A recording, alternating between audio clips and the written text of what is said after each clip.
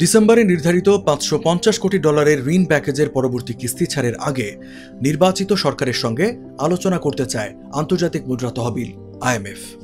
আসন্ন জাতীয় নির্বাচনের প্রেক্ষাপটে এমন সিদ্ধান্ত নেওয়া হয়েছে বলে জানিয়েছেন বাংলাদেশ ব্যাংকের governor doctor Ahsan H Mansur.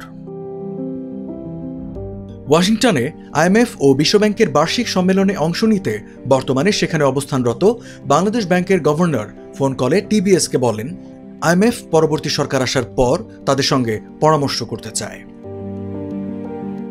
তিনি বলেন, বাংলাদেশ তাদের এই সিদ্ধান্তে না সম্মতি দিয়েছে, না আপত্তি জানিয়েছে।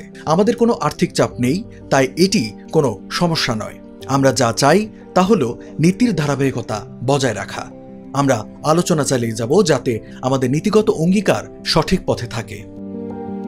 গভর্নর আরও বলেন, অর্থ ছাড় পাওয়া সবচেয়ে গুরুত্বপূর্ণ বিষয় নয়, গুরুত্বপূর্ণ হচ্ছে পর্যালোচনার কাজ সম্পন্ন করা। তিনি ব্যাখ্যা করেন, নির্বাচন ঘনিয়ে আসায় এখন রিভিউ সম্পন্ন করা যুক্তিযুক্ত নয়, কারণ রিভিউ এর সঙ্গে IMF এর আর্টিকেল 4 মিশনও অন্তর্ভুক্ত রয়েছে।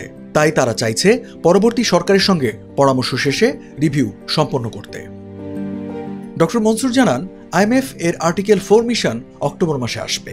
তারা আংশিকভাবে ঋণ প্যাকেজের অগ্রগতি পর্যালোচনা করবে, তবে রিভিউ সম্পন্ন করবে না।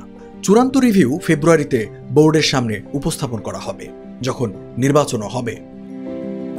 IMF এর $550 কোটি ঋণ প্রতিশ্রুতির মধ্যে বাংলাদেশ এখন পর্যন্ত প্রায় $360 কোটি পেয়েছে।